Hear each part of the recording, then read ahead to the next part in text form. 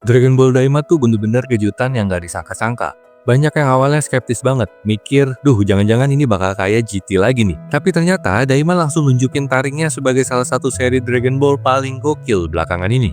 Setelah tamatnya DBZ, Daima datang kayak nafas segar yang ngegabungin vibe klasik Dragon Ball. Lucu, konyol, tapi tetap ada aksi yang pecah banget. Petualangan Goku dan kawan-kawan ke dunia iblis tuh bukan cuma buat nostalgia doang, tapi juga jadi cara brilian buat ngebuktiin jangan pernah remehin Goku.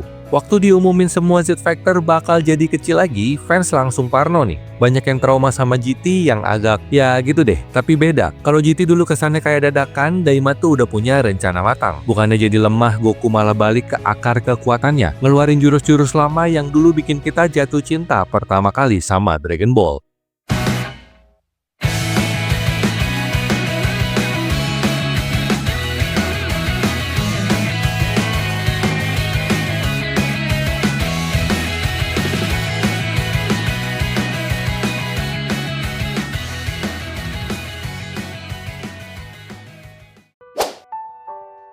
Waktu Goku dikasih kutukan jadi bocil lagi di Dragon Ball Daima, banyak fans langsung mikir, wah tamat nih kekuatan Goku. Tapi ternyata justru sebaliknya, Goku malah balik ke akarnya dan ngebuktiin kalau umur atau ukuran tubuh itu nggak ngaruh buat seorang Saiyan sejati. Salah satu kejutan paling keren, kembalinya Nyoibo alias tiang listrik.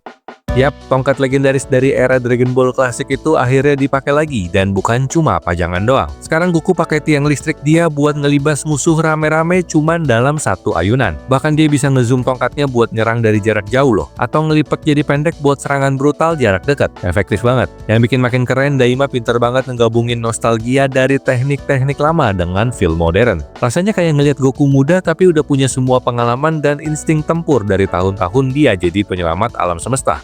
Dan jujur aja, kelihatan banget kalau Toriyama Sensei lagi bersenang-senang banget nulis cerita ini. Daima ngebuktiin satu hal penting, Goku itu nggak cuma soal kekuatan, tapi soal pengalaman. Dan dia masih bisa bikin musuh gemetar meski bentuknya kecil lagi. Biasanya di anime Dragon Ball, Goku tuh nggak bisa lepas dari transformasi. Dikit-dikit Super Saiyan, dikit-dikit Ultra Instinct. Tapi di Dragon Ball Daima, dia beda banget.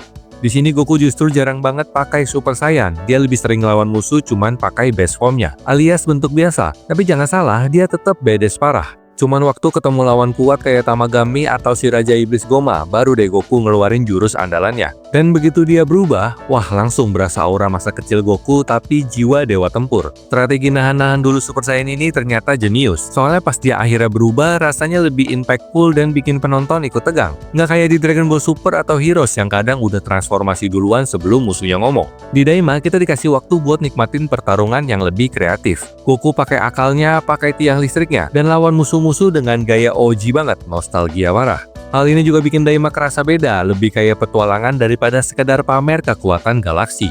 Kita bisa lebih fokus ngikutin cerita, lihat tempat-tempat aneh di alam iblis, dan dapat momen-momen lucu yang berasa kayak Dragon Ball zaman dulu. Tapi tetap, kalau udah waktunya serius, Goku masih jadi jagoan utama yang siap ngelibas siapapun yang menghalangi jalan dia.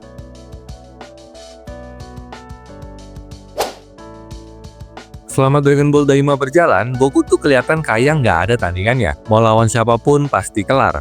Dengan Super Saiyan dan tiang listrik legendarisnya, semua musuh kayak nggak ada yang bisa nyentuh dia. Sampai akhirnya ketemu Gomah. Lawan Raja Iblis yang satu ini, Goku bener-bener dibuat kewalahan. Udah keluarin semua jurus, semua tenaga, tetap aja nggak ngaruh. Buat pertama kalinya, Goku kelihatan kalah. Dan disitulah penonton mulai mikir, oke, terus dia bakal ngeluarin apa sekarang? Ternyata jawabannya nggak disangka-sangka banget. Di episode-episode terakhir muncul bantuan dari Neba yang ternyata ngasih Goku power up baru. Dan ini bukan sembarang transformasi, tapi yang legendaris Super Saiyan 4. Yap, Goku kecil balik ke mode buas ala GT, tapi kali ini lebih epic karena munculnya tuh bener-bener dadakan dan keren abis. Transformasi ini bukan cuma nostalgia, tapi juga bukti kalau Goku meskipun bentuknya anak kecil masih bisa berkembang dan jadi lebih kuat dari sebelumnya.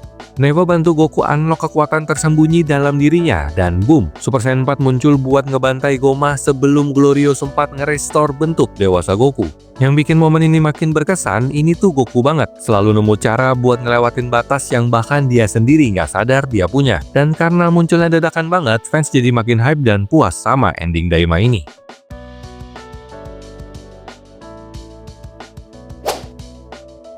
Goma sempat pegang kendali penuh lawan Goku, tapi begitu Goku naik ke mode Super Saiyan 4, semuanya berubah.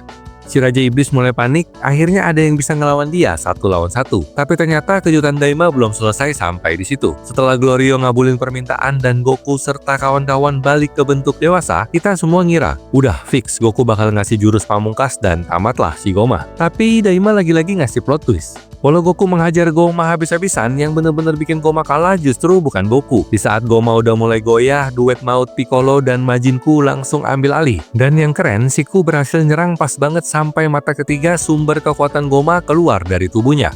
Disitulah Goma bener-bener kehilangan semua kekuatannya, bukan Goku yang ngasih pukulan terakhir, tapi timnya. Ending ini bikin seri Daima jadi memorable banget, kayak semua elemen klasik Dragon Ball dimainin ulang, tapi dikasih bumbu baru yang fresh dan bikin senyum puas. Dan yang paling menyentuh, semua ini seakan jadi penghormatan terakhir buat Akira Toriyama. Daima tuh berasa kayak kumpulan semua ide terbaik beliau yang diramu jadi satu karya penuh cinta buat fans lama maupun baru.